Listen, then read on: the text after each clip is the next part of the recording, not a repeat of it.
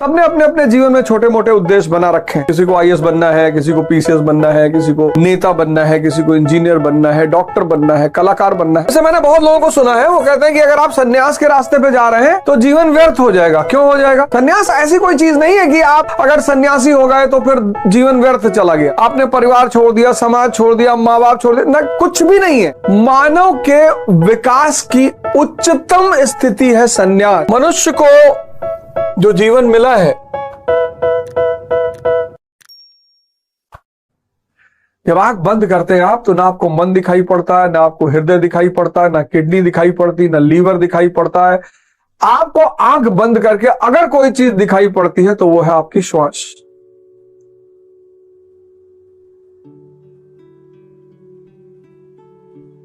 तेरी हीरे जैसी श्वास बातों में खोती जाए रे। जब भी आप आंख बंद करते हैं, जब भी इधर आपने अपनी आंख बंद की, उधर आपको एक ही चीज दिखाई पड़ेगी, वो है श्वास। और जैसे ही आपको श्वास दिखाई पड़ेगी, मन रुक जाएगा। कितना प्यारा रिलेशन है ये संभव ही नहीं। आप ट्राई करके देखिए, आप बैठे हुए हैं ना, आप ट्राई करके देखिए, आप आंख बंद करिए और श्वास देखिए और सोचिए, विचार चले, संभव ही नहीं है। और विचारों से मुक्त होना है।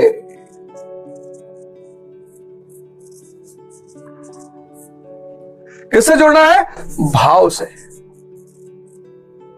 भाव से जुड़ना है।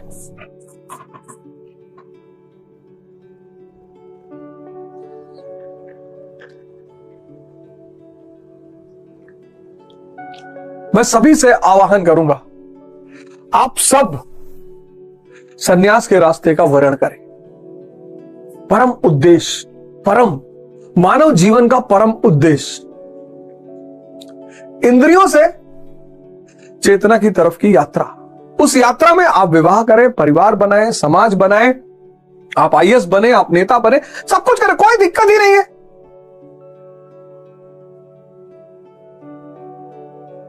तो बुद्ध ने परिवार छोड़ा, कबीर ने थोड़ी छोड़ा, नानक ने थोड़ी छोड़ा।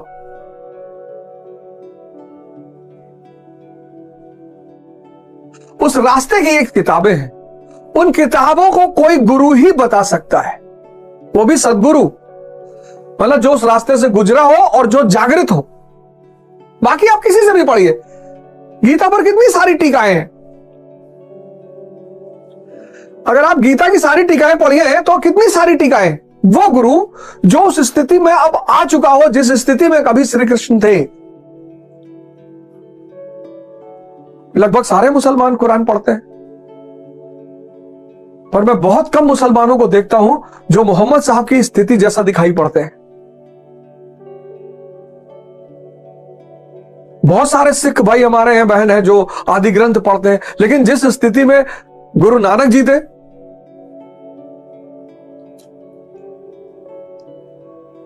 वो तो हमारा सौभाग्य है, आपका सौभाग्य है कि हमारे पास ऐसे गुरु मौजूद हैं। तो इन लोगों ने अपने अपने उद्देश्यों की घोषणा की कि भैया हम तो आपकी धारा को राधा बना देंगे। इन्होंने कहा साहब दैवीय शक्तियां आपके अधीन रहेंगी। इन्होंने कहा साहब प्रीत के माध्यम से भाव का संचार होगा। इन्होंने कहा आपकी ही विजय होगी, घबराने की कोई जरूरत नहीं है। इन्होंने कहा साहब जैसे जैसे सत्य घटता जाएगा, जैसे जैसे शुभ घटता जाएगा, आपका उत्साह बढ़ता जाएगा। इन्होंने कहा साहब सांस पे ध्यान रखिए बस। यानी कुल मिलाकर एक साधक को इष्ट की शरण में रहना है। जब तक इष्ट नहीं मिल जाता उसकी पूर्ति गुरु करेंगे, फिर दैवीय शक्तियां, फिर प्रीति, फिर शुभ से उत्साह, फिर श्वास,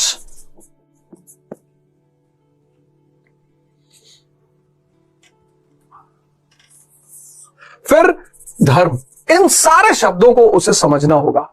इसीलिए धर्म जो है उसको मिस्टिक भी कहा गया है। साधुओं को हमने मिस्टिक कहा, रहस्यवादी, और धर्म को हमने मिस्टिसिज्म कहा।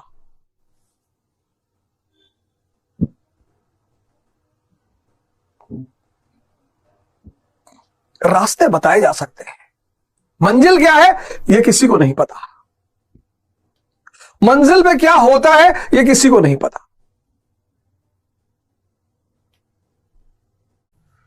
मनुष्य को जो जीवन मिला है सबका अपना अपना उद्देश्य है, लेकिन एक परम उद्देश्य जो है, परम, सबने अपने अपने जीवन में छोटे मोटे उद्देश्य बना रखे हैं।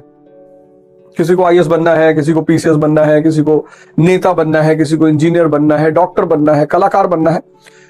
तो अपने अपने उद्देश्य हैं सबके। किसी को आईएएस बनना है, किसी को पीसीएस बनना है, किसी को नेता बनना है, किसी को कलाकार बनना है। ये तो बहुत छोटे छोटे उद्देश्य हैं। इन उद्देश्यों का जो मुख्य काम है वो ये है कि आपकी जो परम यात्रा है, परम यात्रा, परम, उस परम यात्रा में ये आपके सहायक बने। जैसे मैंने बहुत लोगों को सुना है, वो कहते हैं कि अगर आप सन्यास के रास्ते पे जा रहे हैं तो जीवन व्यर्थ हो जाएगा। क्यों हो जाएगा? सन्यास is basically the path of human evolution. सन्यास ऐसी कोई चीज नहीं है कि आप अगर सन्यासी हो गए तो फिर जीवन व्यर्थ चला गया, आपने परिवार छोड़ दिया, समाज छोड़ दिया, मां बाप छोड़ दिया, ना, कुछ भी नहीं है। Sannyas is the highest form of human evolution. मानव के विकास की उच्चतम स्थिति है सन्यास। कौन से विकास की? जब वो इंद्रियों से, सेंसेस से अपनी यात्रा को शुरू करता है, कहां की तरफ? कॉन्शियस की तरफ। और ये यात्रा सबको करनी है और ये परम यात्रा यही है। लेकिन अब जब आप लंबी यात्राएं करते हैं, आप देखिए परिक्रमा करते हैं, आप वैष्णो देवी का मंदिर जाते हैं, 14 किलोमीटर की चढ़ाई चढ़ते हैं, रास्ते में कुछ बातचीत करते हैं, सहयोगी बनाते हैं, मित्र बनाते हैं। वैसे विशेषकर लोग सहयोगी लेकर जाते ही हैं। वैष्णो देवी शायद ही कोई अकेला जाता हो। 15-16 किलोमीटर की पहाड़ की चढ़ाई है। गोवर्धन पर्वत लोग जाते हैं यात्रा कर रहे हैं, तब भी 2-4, तो तीर्थ भी लोग 2-4-5 लोगों को साथ लेके जाते हैं कि यार बीच बीच में कुछ आराम करेंगे, कुछ चर्चा करेंगे, कुछ बात करेंगे। परम यात्रा, जो हर व्यक्ति की परम यात्रा है, वो ये सेंसेस से कॉन्शियस तक, निम्न से निम्न, यानी from the lower level to the highest level. ये मानव के जीवन का परम गोल है। ये सब गोल नहीं है। ये तो बीच बीच में आपने थोड़ा आराम कर लिया, थोड़ी मस्ती कर ली। अब आप अगर सन्यास के रास्ते पे चल रहे हैं और आप आईएएस बनते हैं, आप बहुत अच्छे आईएएस ऑफिसर बनेंगे, क्योंकि आपका परम गोल ही कुछ अलग है। आप अगर नेता बनेंगे तो बहुत अच्छे, अगर आप पीसीएस अधिकारी बनेंगे बहुत अच्छे अधिकारी बनेंगे, आप नेता बनेंगे आप बहुत अच्छे नेता बनेंगे, आप कलाकार बनेंगे आप शानदार कलाकार बनेंगे। इसलिए सन्यास से घबराइए मत। अब सन्यास के रास्ते पे अगर चलना है तो उस रास्ते को जानना पड़ेगा, रास्ता जानना पड़ेगा। बिना रास्ता जाने आप चल ही नहीं सकते। अब ये रास्ता कौन बताएगा? गीता बताएगी। देखिए, मैंने 16 श्लोक खत्म किया, आपको कितनी बातें पता चली। ये रास्ता आपको कौन बताएगा? बाइबल बताएगी। ये रास्ता आपको कौन बताएगा? आदि ग्रंथ बताएगी। ये रास्ता कौन बताएगा? कुरान बताएगी। इनमें सब में रास्ते दिए हुए हैं। इसीलिए गुरु इस देश की बहुत बड़ी खोज है।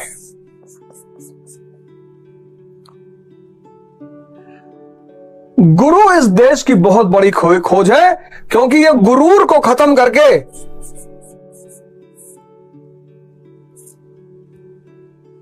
सुरूर में लेकर आता है।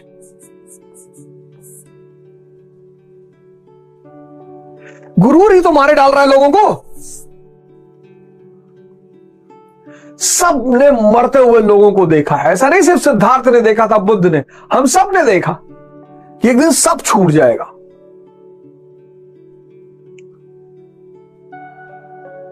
मेरी नानी मुझे बहुत मानती थी, बहुत मानती थी।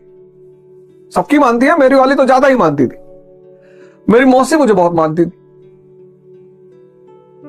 मेरे मामा लोग बहुत मानते थे, सब चले गए, कोई लौट कर नहीं आया।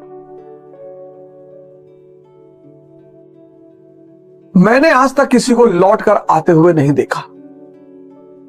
मृत्यु एक यथार्थ सत्य है जिससे 99% लोग भागते हैं। अब इस रास्ते में चूंकि गुरु चल चुका है, उसे इस रास्ते का अंदाजा है। गुरु मतलब वो नहीं जो आपकी शादी करवा दे, आपका बच्चा पैदा करवा दे, आपकी नौकरी लगवा दे, आपको गाड़ी खरीदवा दे, ये सब गुरु नहीं है। गुरु मतलब जो आपको इस परम रास्ते पर चलने में आपकी मदद करे। जब आप चलने लगे, आपको कहे भैया अब जाओ, कहीं फंसना तो हमें बताना।